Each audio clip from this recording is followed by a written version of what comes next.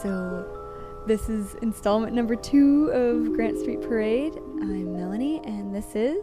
Rafael. Raf, where are we right now? We're in my living room in my basement apartment, just in the place we live on Grant Street. So what do you like to do? What do you spend your time doing most of your days? You know, you can see some of the things I like to do as you look around the living room. So I'm pointing to the music corner of the living room where there's musical instruments like a guitar, keyboard, and stuff. And I don't know if you ever hear this, but I like to play the guitar along to music that I listen to.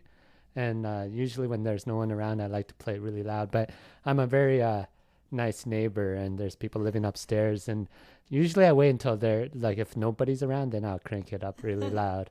But I don't know if you hear the neighbors next to us. Yeah. And those guys, you know, those guys jam and those guys are loud. But I don't think I'm that loud because I don't have a drummer. But I like to play the guitar just by myself often. I'm not in a band. And then also around here, you see this side of the living room is my art table or studio table. And just some projects on the go right now. I'm just doing finishing touches on this octopus helmet, which I used for a dinner party that I attended, a seafood-themed dinner party. And so and it was finished, and I won not an award, but they gave out prizes, and I got a prize for effort, I think. And I'm just finishing it because I want to finish it, which goes along with my other series of hats, my giraffe hat that you might be familiar with. It's beautiful. They're made out of paper mache, and they're painted. They're quite shiny, actually. They are shiny. Cool. So what's it like living on Grant Street? Well, the location is very convenient, but it's in the heart of the drive. And I like that it's close to everything on the drive, like grocery stores and mostly food-related stuff. Another thing is, like, you're aware of this, but there's so many cats in our backyard. And, well, I mean, I contribute with 2 cats of my own, but that's amusing to me. What are your cats' names? My cat, there's one here, Cosmo and Ferris. So Cosmo has a reputation probably by now, earned reputation of being this weirdly, like a bully of a cat. Yeah, he's not good with other cats, I think. He just doesn't get how cats are supposed to get along with each other. He's really nice with humans. Yeah, very, very nice with humans. And, but he attacks dogs, which is kind of strange for cats, I think. But Ferris is I consider Ferris like the best behaved cat I've known because he doesn't jump on counters and things like that and doesn't eat food that's not cat food and stuff. But Cosmo eats everything. But so they're kind of opposites and they don't really get along and stuff. But secretly, even though Cosmo's hanging around, I think Ferris is my favorite because when I pick favorites, Ferris is my favorite. How long have you lived here? I'm not good with dates, but I think it's been like 3 years or something. Might be a bit longer, but somewhere around there, 3 or 4. So, okay, my next question is, why do you make art? And like these things that you like doing, what do you like about it? It's a good question. It's important to me to do something I enjoy, and art is. I do it as an activity, and even though I take it seriously, having gone to art school and things, I've only recently considered myself like a career artist. Like I take it as a title artist. In terms of career and like being conscious of developing a profile and trying to get my work out there. But that's recent, but I've always been interested in drawing and art and since I was a child.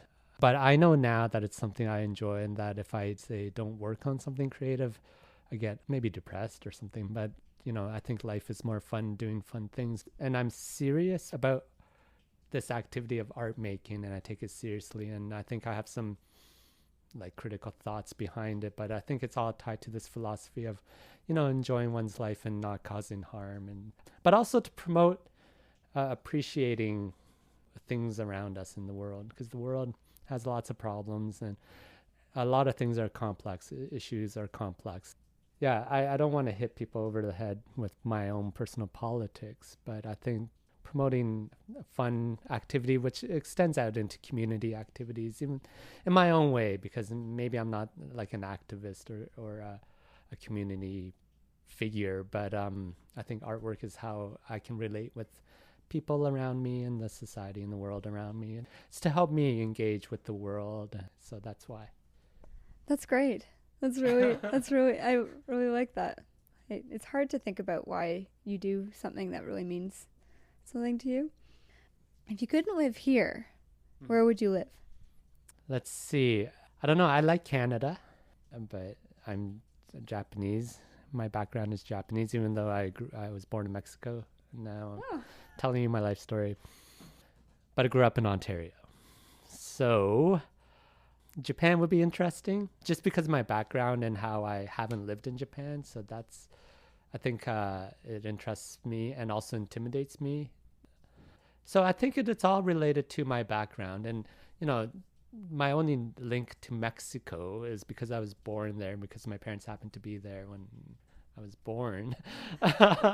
So then I feel like that's a connection by virtue of that. And Rafael is a Spanish name, or French as well. But like it's because named after a friend of my dad's in Mexico, Monterrey, Mexico. So I'm interested in somehow investigating my personal history and places in that way.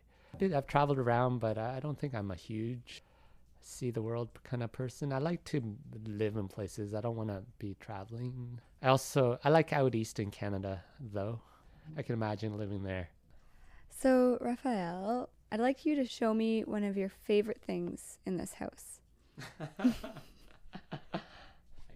Good question. And there's so many things that I see that are cool. I enjoy a lot of my toys and gadgets and stuff. And I like my cat, of course, but that's favorite thing in this. Or something really that means something. Okay, I'm going to bring it out. Just hang on. Okay. Well, it means anything to me, but I really enjoy it. My room's messy, so I'm just going to grab it. Okay. It's a radio. It looks like a box. It's a rectangular cube. It's not a cube. And it's bright red. It's some weird red, deep red. Deep red. It's just a radio. I listen to it every day, and I like it because it's portable and battery powered. It fulfills my gadget interest. It's kind of rubbery, like it's soft. Yeah. Well, what I like is it has a rechargeable battery, and that's the radio. It's usually on CBC. But I picked this because I think I use it all the time. Well, radio. Everyone listens to the radio. Well, maybe not everyone. I don't know what to say about radio. I mean, I'm not a total radio person. I don't like volunteer at radio stations, and although you started your own radio station. Yes. So that's that's from summer, or I've had that idea for maybe a year or two. I think what I like about radios is storytelling, and like people's stories are fascinating. What was your radio station called again? Kitchen radio. Because the radio, there's a radio transmitter in my kitchen, in my basement kitchen. So I think it was basement kitchen radio. Did it have just the radius for Grant Street? Was that what it was? Or? Yeah, pretty much. So it actually did broadcast. It's like a pirate radio station, and it broadcast about a block. Yeah, almost perfectly a block. But it also went all the way, just covered Victoria Park. Basically, it was pretty much only up for like maybe a week or so. I like the readings a lot. I think you were our only listener. It's because it took over my CBC signal, and I was like, what is this? It was pretty funny. Yeah, that was fun, and I blew it up accidentally, so I have to replace some parts, and hopefully I'll get it up again, and it's still a project to continue. Well, that pretty much wraps it up, actually. So thanks so much, Rafael. Thanks so much for letting me come in here and inviting me in and sharing all your insights. Thank you, Melanie. It's a beautiful day in this neighborhood, a beautiful day for a neighbor. Would you be mine? Would you be mine? Won't you please, please won't you be my neighbor?